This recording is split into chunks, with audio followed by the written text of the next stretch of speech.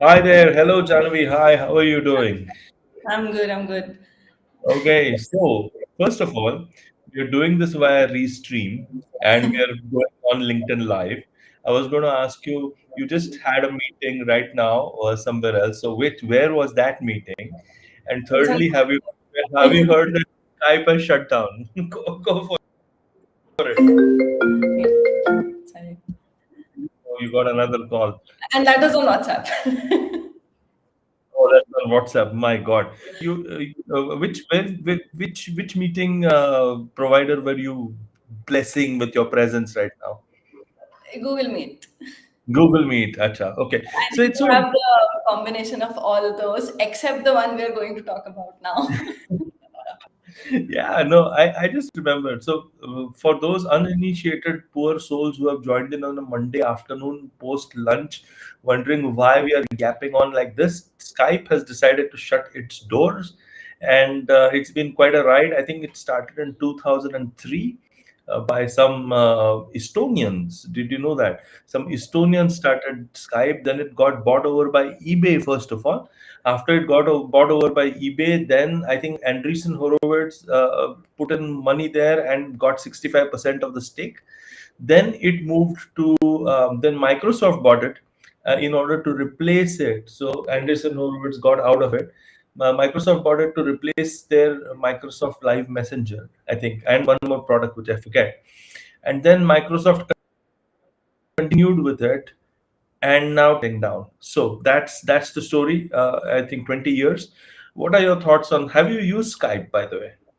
I have in the very early days when it was still a personal connect sort of a tool. But I Yeah, think Skype has mainly been used for the international calls, and that is something that it had been started for. But during all these acquisitions and the transformation, Skype somewhere lost its USP of why it had been created, why it had been founded in the first place, and what it ended up being. And I think that is one of the reasons that they were not able to bank on the COVID wave that Skype could have, really boomed at the time. And yeah. that's one of the reasons that we Why? are here discussing this topic. Why do you think it didn't work during COVID? Because that's when Zoom took off and became the most valuable company in the world for a while. So why do you think Skype, something that was deeply entrenched in the market, didn't work? I really don't know whether I have a complete answer to that, but I would love to know your thoughts. Yeah, I think it's more of two-faced. First is Skype could not really understand or establish its USP. Was it more of a personal connect tool or was it a business connect tool? So Hmm. none of those features. For example, if you look at Zoom, it is clearly a business connect tool. No one is going to use Zoom for a face-to-face kind of a thing, right? Or there is Microsoft Teams that again being owned by Microsoft has been properly positioned as a business communication tool. Now at the Yes. same time, if you look at Skype, it neither became a personal tool because at the same time WhatsApp came into the picture, and Hmm. WhatsApp was very easy to use. It had a lot of network effect. The entire community, your entire everybody in the picture was on WhatsApp, which is something that Skype never could establish itself in that market through UI UX, through your features, whatever you might want to call it. Plus I Yeah. think yeah, and so this was one of the major reasons because these two tools were already well positioned in their niche markets for Hmm. and when COVID came into the picture, the business people immediately went to either Teams. For example, for B2B, the Teams was a big thing. For your others, Zoom and Google Meet, they became the go-to tools. And for your personal communication, WhatsApp was already there, and the countries that could not use WhatsApp went to other platforms. Somehow, Skype lost even in those countries where WhatsApp is banned, right? Yeah. Yeah. Not Yeah. even go heavy in those countries. Even if it had just gone heavy in those countries, Yes. Middle East countries and China and all of that, it would have boomed like anything. I think the most interesting aspect about Skype's demise is connected. It's like they say, "Oh, how do you go bankrupt? You go bankrupt very slowly, and then suddenly."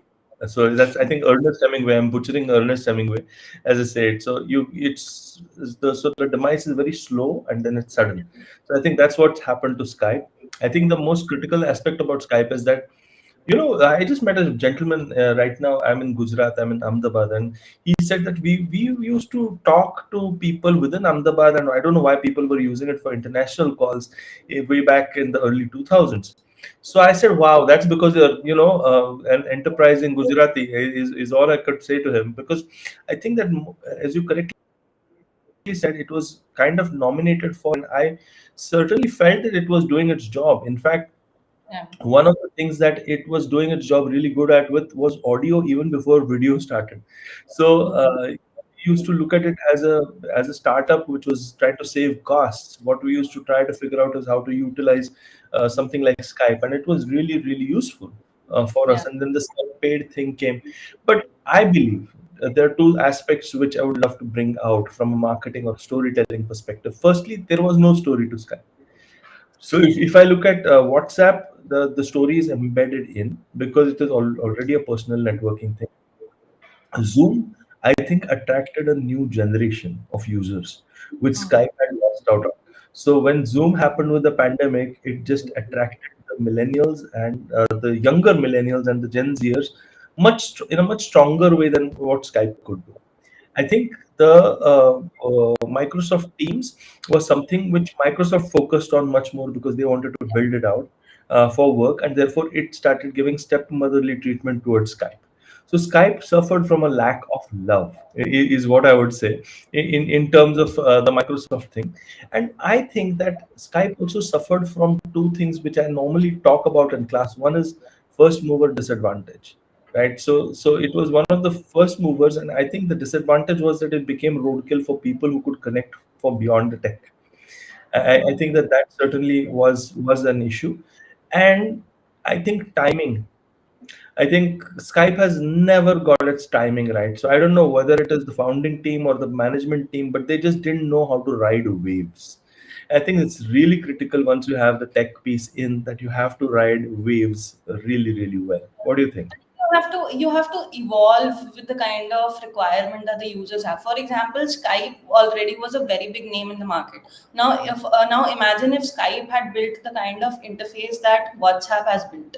WhatsApp Yeah, might not even have survived for a yeah, bit, I right? agree.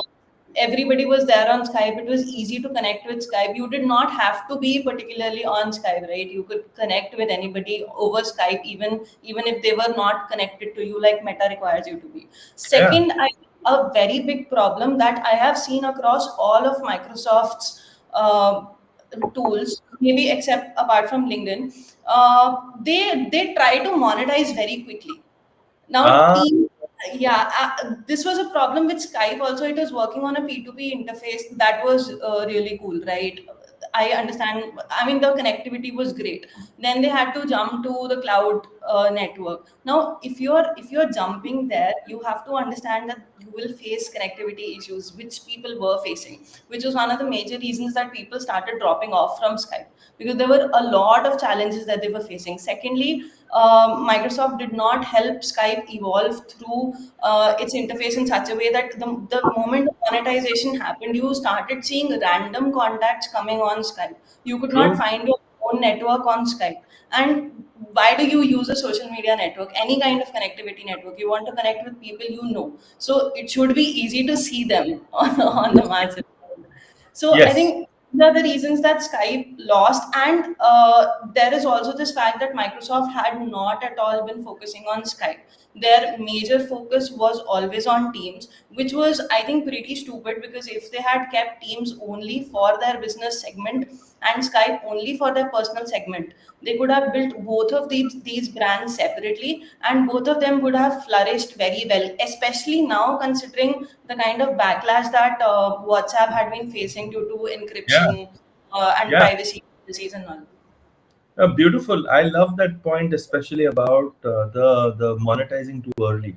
It just tells me that companies like Google, maybe forget the YouTube aspect of it, Google and Microsoft, because they're old world.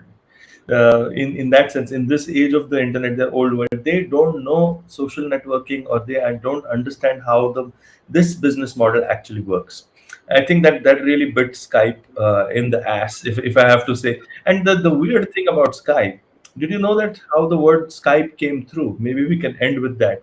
Skype came through sky, sky is the limit, and peer to peer. So the Oh, two, so it was Skyper, by the way, first of all, and then it became shortened to Skype. And a lot of people actually used to call it Skype earlier on because they didn't know how to pronounce it. But I just love to end with this one. Like I feel nostalgic, and I suddenly realized, my God, if I'm feeling nostalgic about something that I was chuffed about, like, ooh, I'm so cutting edge because I'm using Skype, I suddenly realize how old I am. Janvi, maybe I should be put out to pasture like Skype is being put out to pasture. I don't know. I don't know. That's a dark thought on a Monday morning, but that's what Skype is making me feel. I don't know. What? Any last thoughts? yeah. The last thought would be just this, taking away from the dark dark point. Okay. Any tool that has to evolve, it has to evolve, right? The Yeah. companies really need to make sure that if they have come up with something, they shouldn't bring it as a short game. Don't let your Yeah. own products cannibalize your own products. Yeah. Every product in this market has its own place. Find its correct positioning and then position it accordingly in the market. I am Yes. damn sure you can find some really good target audience that would adhere to your product like anything. Absolutely. Well, awesome and happy the rest of the week to you guys as Jahnavi and I say goodbye to you. And thank you, Skype, for making our lives kind of worthwhile while you were around. Yeah, miss you, Skype. Bye.